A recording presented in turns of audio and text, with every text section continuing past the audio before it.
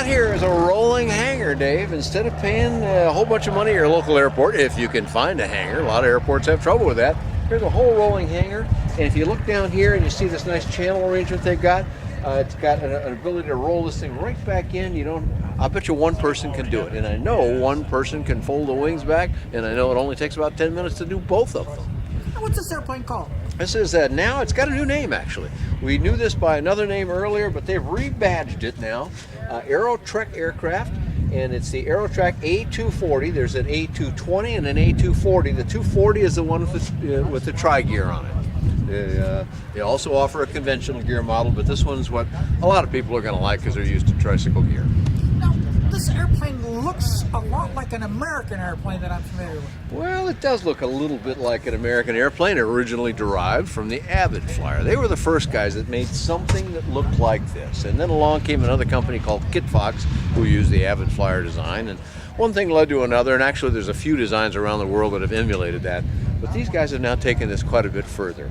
And this airplane doesn't fly quite like the older airplanes, and it doesn't look quite like the other older airplanes. This comes to us from the Czech Republic and is handled in the United States here by the Rollison Aircraft Organization, now calling their aircraft name Aerotrek. Now, this, you mentioned it's coming from the European, but it's a metal type of construction that's used in this. Well, it's some metal, but it's also fabric.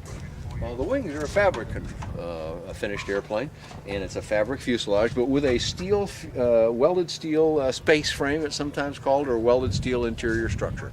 Very strong and proven design. Everything about this is going to be pretty familiar to an awful lot of people in the flying world. Now, this is a tricycle gear. Let's go over and have a look at the kit rack. Let's do that. Now, this has got to have the widest landing gear in the industry, Dan. Yeah, even from this side, I can easily see that gear over there. A lot of times in an airplane, you can only see the gear on your side, but no sweat in this airplane. That's one of my little favorites in the light sport world. The Aerotrek. This one is the Aerotrek A220 now, and the 220 means tail dragger, 240 means tri-gear. Now, control systems. How do they steer and do that on this airplane? Well, you're basically a dual joystick, throttle in the center. They use a vernier control, which a lot of folks really like, especially if you're used to that sort of thing. That means you can push the detent and shove the throttle in, or you can twirl it in, meaning you can get a very fine adjustment to it. And this airplane looks like it would be some sort of a utility job that wouldn't go along very fast, but in fact, this will cruise at better than 120 miles an hour. So it's a fairly speedy little airplane.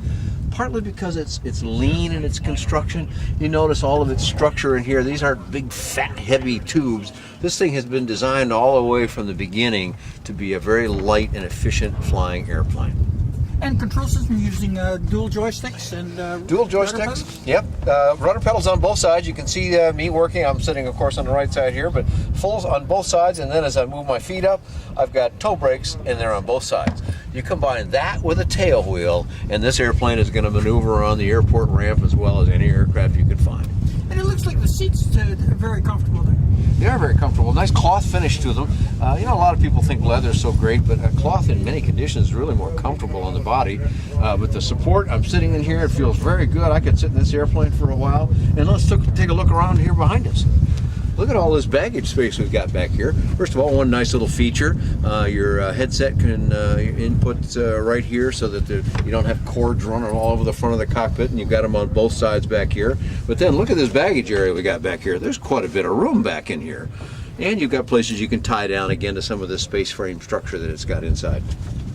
And visibility, again, looks to be very good out of this airplane. Pretty open. I mean, pretty much everything I see is outside of the cockpit. That's because we've got, and plus these beautiful bubble doors. I'll bring it down here so that you can see. The clear goes all the way down to the bottom, so I can see down, I can see over, I can see up, I can see back, and I can turn around and look straight back here through this rear window and see the tail.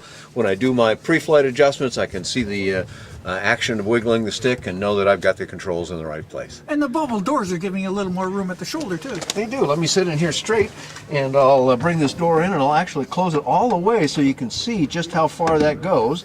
So it pins down here in the front. This is where you want to make sure that the front doesn't bow out. But there's also an attachment back here behind my shoulder that pins it in the rear. So this door is not going to go anywhere. But now as I sit here, from your angle, you may not be able to tell, but there's quite a good curve here. And my elbow is probably 3 or 4 inches outside the base of the aircraft. So from here over to here and then out to that door, you could have a couple of pretty beefy guys in here and still have plenty of room. So it's been Americanized then. I guess you could say that. Us beefy Americans, you know, we like our McDonald's hamburgers, so you can have a couple of them and get in this airplane and go.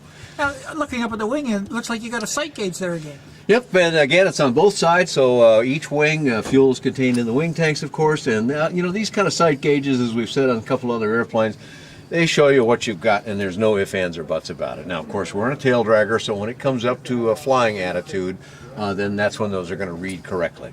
Now, this has got a little bit of a different aileron than what I've seen on most of the airplanes. Yeah, these are called flaperons, and they hang down, you can probably see over my shoulder here, they hang down completely below, so I'm wiggling the stick here full range, but when I would add flaps into it as well, which is a control down here right between my between the two seats and the positions here, it's just a nice smooth movement. There's no detent button on these, but as you move that down, you can see now I'm moving the flaps full range, so there's the flap motion, and I can do both flaps and ailerons at the same time. So it's got the name Flaperon.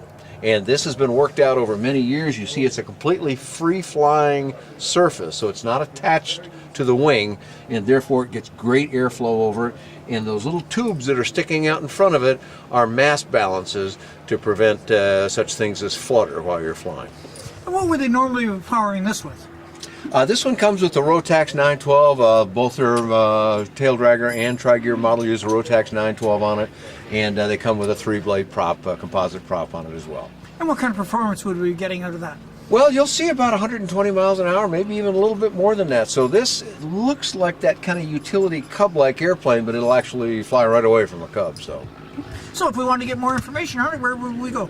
Well, you go to the Aerotrek site, and they the name of the website is Fly Aerotrek, but it's Fly-Aerotrek, and Aerotrek is AEROTREK, so fly-aerotrek.com. And have you got a flight report on this one yet? I have had the chance. I flew the tail dragger most recently, but I had flown the tri-gear sometime earlier. Both those are available in one form or another on my website, which is bydanjohnson.com or bydanjohnson.com.